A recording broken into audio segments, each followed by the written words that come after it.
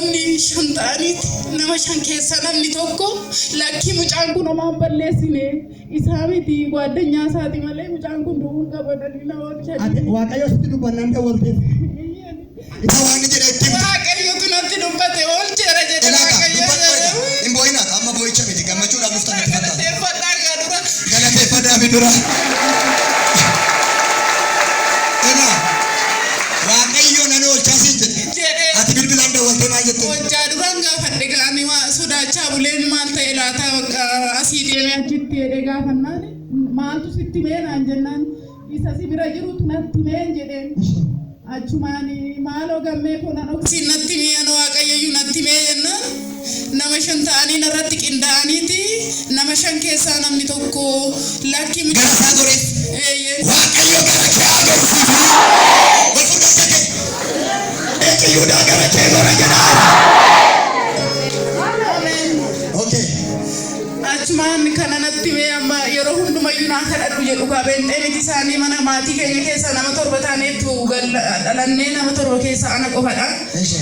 Yeroo baay'ee bakka yeroo gallu abbaan koo duubarra qeesii waama gisee nuti baanee deemuuf jennu achi amma Waaqayyo waan hunda hojjeteeti ofiisaa qobaasaa galeeti waan hunda hojjetee amma abbaan koos nagaadha.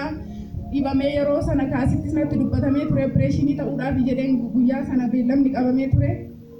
Abbaa kos opereeshinii irra naa oolchee duraan dhukkuba ture. Yeeni guyyaa sana iyyuu beellamarra jiru turanii ta'a manaan maal sii ta'a jedhamee sirratti natti dubbatameera. Achi abbaa kootiin jedhee inni immoo opereeshinii ijaa ture isarraa naa fayyee abbaan koo ammoo fayyaa isaati. Amma nagaadha ka. Nagaa isaati. Mee isa nagaa kennu gooftichaaf. Opereeshinii mana yaalaatti ijaaf ta'u beellama qabu. Waaqayyo nan oolchee. Yeeni. Oolee namoonni oolchee. Oolee fayyaa isaa kun galateeffannaa hin jedhamne. Dhugabaatiin keessan kanuma.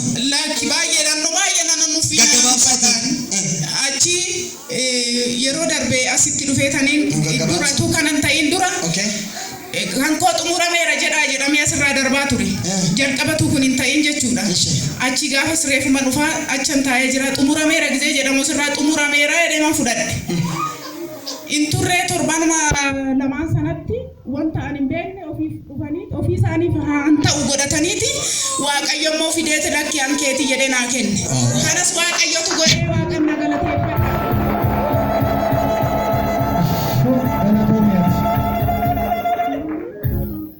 Baay'eedha kan inni Waaqayyo naa godhee yeroo biraas dhufuu na teeffadha.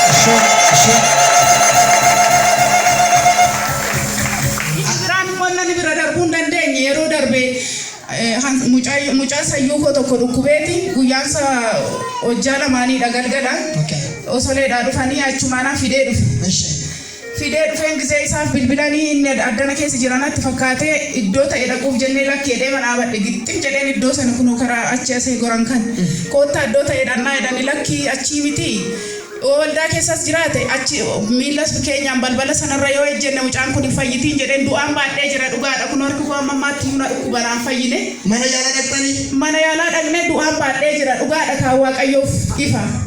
Goggogaasaan fidee dhufe haatii hin morgufamti fidee dhufeetanii nama Waaqayyootu achi keessa galaadhanii nuu kadhatanii mucaan harma nodhu. Ankaleessa sa'aatii 8tti arma dhiisedha. Abidda turraa boba'aa mucaa yeroo sana fayyee kunoo hamma ammaatti fayyaasa. Waaw galateeffadhaa. Waaqayyo akka fayyisu amantii. Jedheyyuun fayyaa yoo inni achi keessayyuu jiraachuu baate beenaayii jedhee achi asee dhufne isaantu dura dhufee sin argina. Harma nodhu ture. Harma nodhu kaleessa sa'aatii 8 irratti dhiiste. Kadhatameefi sa'aatii kamitti oote mucaan? Yeroo kadhannarra irraan kenneefi jedhanii sinumatu achirra gisee kadhattan harmatti kennitee gisuma sana mucaan fayyee. Yesuusin galateeffadhaa goofticha. Nammayyuu mataa garaarraatti gooftaa kana godhuuf. Mucicha akkasi fayyaa. Fayyaa isaatii abbaan iyyuu har'a dhufee ture yoo sa'aatii dura dhugabaatii. Kan bira fidaa koottaa. Eebbifamaa dhugabaatii biraa fidaa. Baratti galeen jaldu jira. Jaldu yeroo dhufu keessatti ji'a jaaffaa keessan jira. Dhufee jaldutti galeen kottaa'e lukti koo'ii harki koona kottaa'e nan caccabee hiriyaa koo keessan gad deebi'e obboloota koo. Asii fuudhanii hambana buusanii kuma shan kaffaleen fayyuu dadhabe. Kuma shan fayyuu dadhabee garaan ishee opereeshinii haa ta'uu jedhanii Xuqur Ambassaatti naa barreessani. Ani Xuqur Ambassaa kana hin deemu Waaqayyo koo na fayyisa. Waaqayyo koo na fayyisa jedhee ciisee gaafa lafatti hafu obboleettiin koo na baattee gaafa jimaataa harka ishiitti akkanatti na baattee biyya arguu akkanatti harka ishiitti na baattee na fiddee toonaan dhufte. Gaafa ishiin na fiddee toonaan dhuftu asitti na kadhatanii ergasii deemee bobba'ee na oola. Waaqayyo koo fayyisaa akka ta'e beekeen. Waaqayyo koo fayyisaa.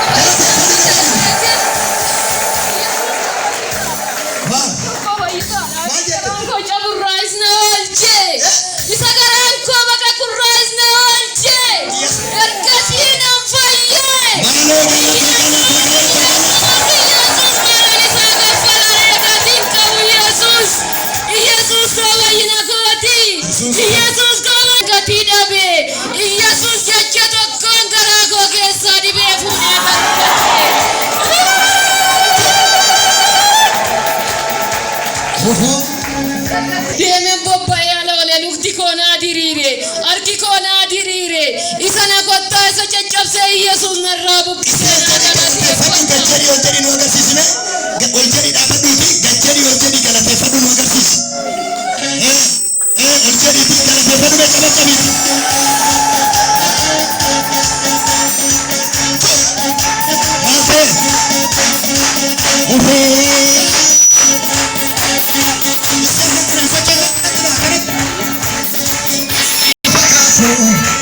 gafakaatu hindu funtu oodanaaf kaa'ee harka keerraa otombutu tasambutu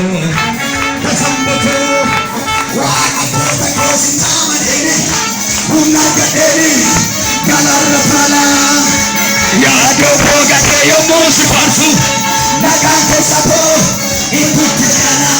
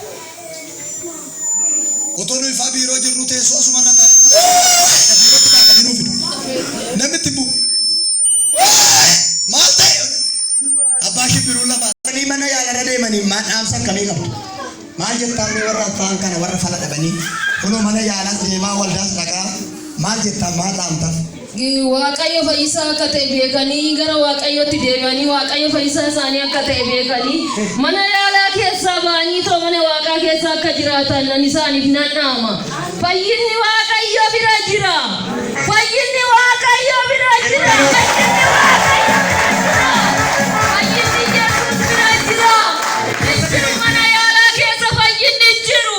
Mana yaalaa keessa fayyinni jiru. Ogeessi hin jiru. Ogeessi Kiristoos bichaadha. Ogeessi Kiristoos bichaadha. Akkuma kee bichaadha.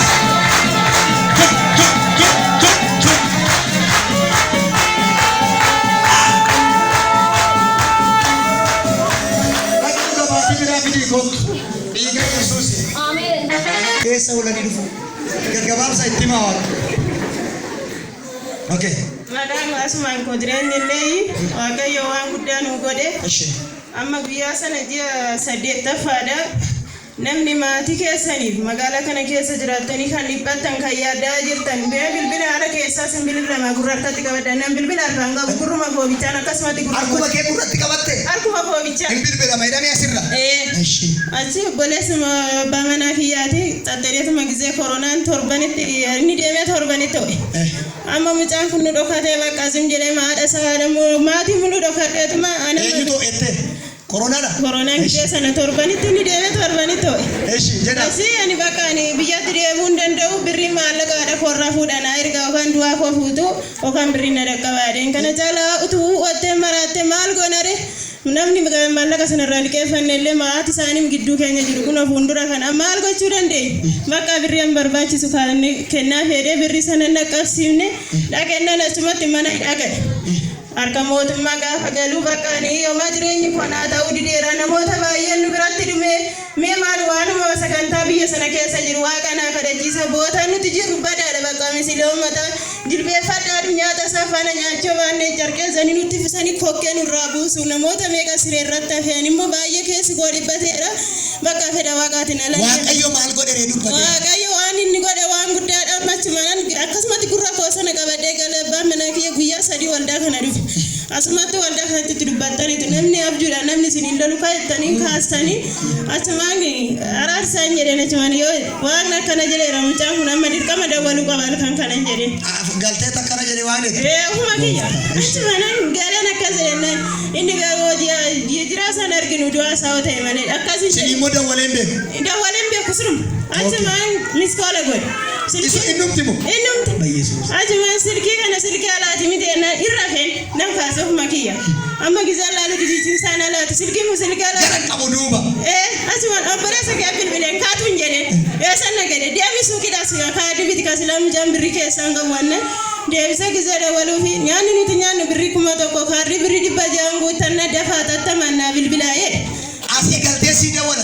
Bayyesuus. Achumaan mucaan koon dubbatee akkamira jennaan amma harka mootummaa galleerra sinam galtereera an gallee torban ayyaana sanyii darbee galee. Ingale. Ingale. Galata fidaa goofticha. Golfuun waasa irratti dubbata asirraa harka kee olfuun. Ila waan haaraa dhageessu jedhame miti. Qabadhu mina tokkorratti. Bayyesuus. Maalan godha sila akkamitti amantaati. Qabadhu xinnee qabadhu. Yaa amantii gowwummaa qabadhu yaa warra beente. Hatii kaasee sabbar seenaa haaraa wayyaa tolcheera.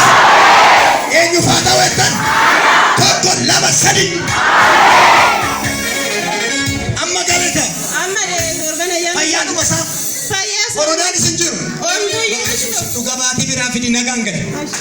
Gaafsa saba kanatti baame. Maqaan korree muluu waamiti. Okay. Asuma teessoo jalduran ta'a. Torbee irraa asitti hantuuta namoota hantuun isin rakkisu qonqaa isinitti hojjetamedha inni kadhata calli'anii. Achiin kaanee harka keenya bal'isnee nu calli'anii sanbata naa kadhatanii dafinoo lafa ooleen gaafa ayyaana sanyii du'aadhuma goggogaa agartuudhanii akkasuma goggogaa hindu'e. Bayyesuus diinni kee du'eera. Golfuun waasitti ba. Asii gaafa galtuun isin rakkise du'eera.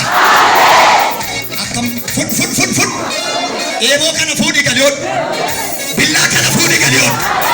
Asikis nagaa kee kan nyaatu. Fayyaa kee kan nyaatu. Eebba kee kan nyaatu. Ajjeeseera. Ani akkuma sani ani billee erga walitti dhufne waggaan 13 sanii darbe kana erga guyyaa kanaatti walii galteen qabnu jeequmsumaa hantuunni kun yeroo inni deema yeroo inni immoo hojiidhaa gale hin gala faana. Akkanumatti na rakkisa hantuunni kun yaa Waaqayyo gaafa kamnarraa kaasta diina kanan jedha du'aa isaa agartu nuun jedhanii yeroodhuma gabaabaa hojjaa duraa asitti sanbata naa calli'anii hojjaa duraa lafa olee ayyaana sanyii goggogaan masaa du'aa inni arge ofiisaati. Namicha faana immoo akkam ergasi. Oomaa walii galteen hin jiru inni immoo amantaatti naa cimuu didee Waaqayyo nutti naa calli'aa uummanni immoo. Fooliidhaan qoramte biteetu. Baay'ee. Funyaan tokko allattaa boy. Dhagaan mana gaansii ta'eera.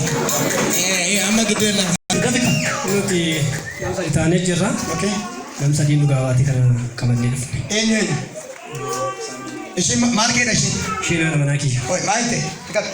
Haadha manaa isaati. An biraa qabda. Maal ta'e? Soddaa kiyya. Ishee hiriiratti galaa ka'a.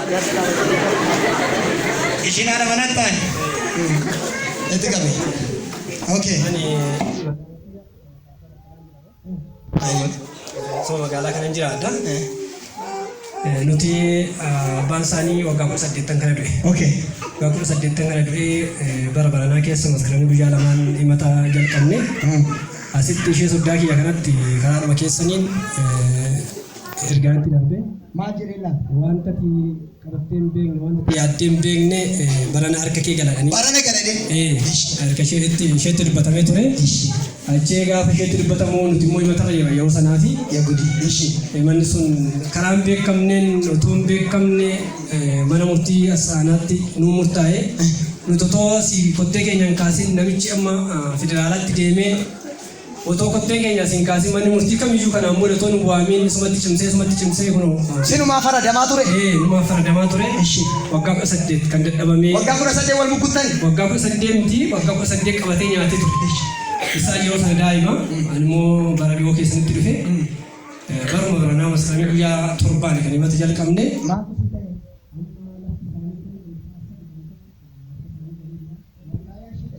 Waan qabatanii waan argitee hin beekne waan yaaddee hin beekne waan harka koo gala jettee iyyaani barana harka kee galadhanii isheetti dubbatame harka isheetti galee. Galata fidaa Yesuusi.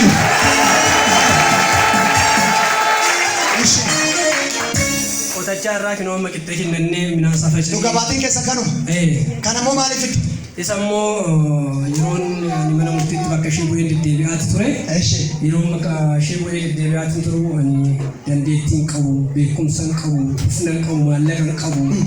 Yaa Waaqayyo ati arraba koo irra taa'iitti dubbadhu, arraba daanyaa na fuuldura bu'iitti arraba daanyaa irra taa'iitti dubbadhu. Ati xumurii ati murteessi yaa Waaqayyo jedheen Waaqayyoon kana dheetoo mana murtiitti deddeebi'aati ture. Gaafa naqu daanyaan otoo mufaata tokko otoo hin jedhiin murteessee harka keenya galchee. Turumbaan kun immoo amma afuufamu Waaqayyoof nuuf galata galcha jedheen itti yaade tokko malee. Moo'ichaan Yesuus.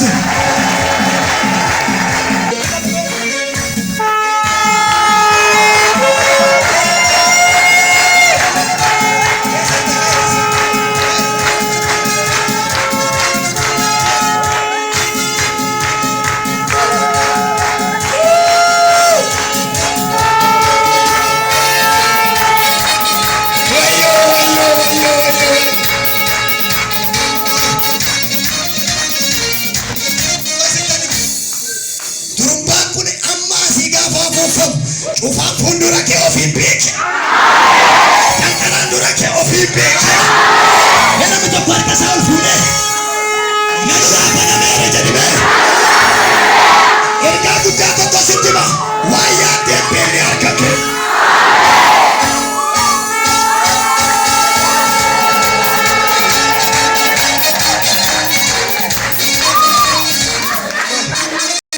Usimanna kadhatee kunuunchi duuba sana taa'anii bishaan irratti nu kadhatan. Bishaan fidatee dhufte moo? Bishaan fidatee dhufte bishaan sana irratti nu kadhatanii. Yaa Waaqayyoon jedhe ani abbaa manaa koo miti kanan bakka buuse siinan bakka buuse ati bakka isa darbinaa dubbadhu jedhe yeroo inni mana murtii deemu bishaan halkaan qicaa. Yeroo si kadhatamu sun maal siin jedhe? Isinumannaa kadhatee wantati murteeffatti wayii jira wantati karoorsite maalirra jirtanaan jedhan akkisirran jiran jedha akka kee galee irratanii barruu koo kuttanii deemtu taa'an jira du'a sana ameen jedhee fudhate. Amma garagalcha murtii fudhattee? Lakki naa murtaa'eera murtaa'ee dhuma. Ganaa fudhattee? Murtii isaa fudhadhee turan jira. Murtii fudhattee? Maal? Qixxee kennine midhaan saafaa.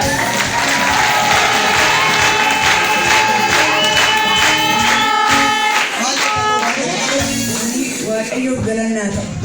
Waaqayyo galata naa galcha.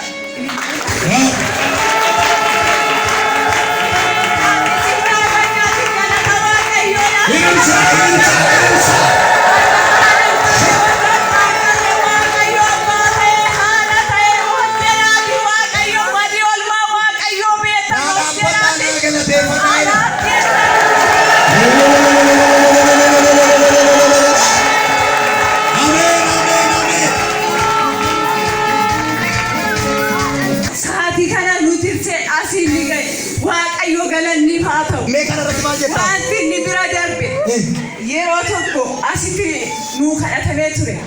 Waaqayyo waansi galata bagasii ta'e dhuftaniitoo bagasii ta'e mana kee dhufanii bagasii ta'e si. Namni hundi dhufee bagasii ta'e si jedha. Bagasii ta'e bagasii gargaare baga Waaqayyo.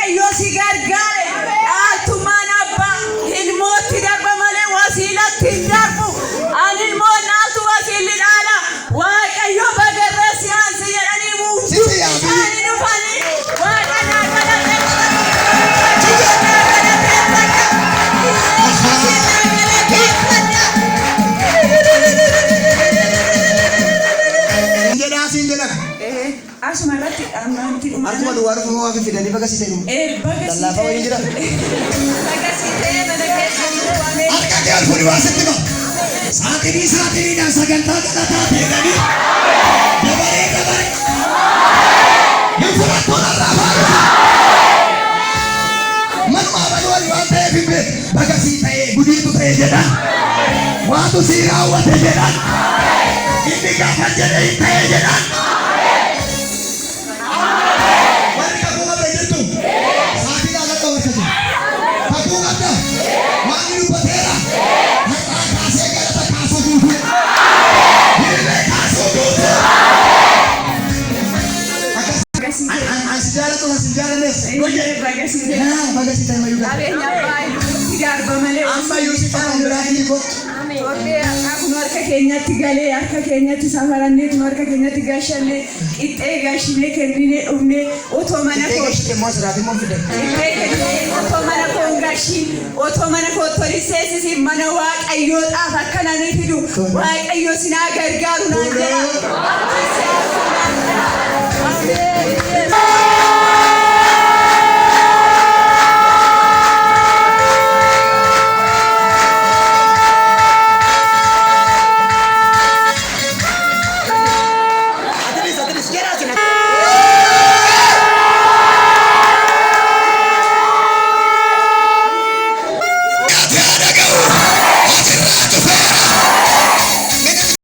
Ameen. Maqaan koo Siifan Dhaaban jedhama. Maaltu sii ta'e moo? Kanan jiraadha osoo. Innaan ijoollee bira dhaqu mana barumsaa jechaadha. Baay'een cinqama baay'ee bakka sammuu na dhukkubuu ga'ee jira jechaadha. Saayinesiitu na cufa funyaan. Innaa baay'ee cabaadhamne kadhachaa jirtu. Achi waan ta'u. Maal si dhukkubee? Saayinesii. Waggaa meeqa? Waggaan saamuu. Erga si dhukkubeen jedhe. Waggaan saa amuma ka. Waggaa tokko.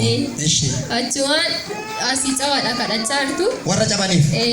Achi waan ancabiyyuun fayyisa waan ta'eef iyyuu anaanis na fayyisuu qaba dheetanii hedduma funyaan. Saayinesii waamne cabaa waamne. Ati immoo saayinesii of qabatte.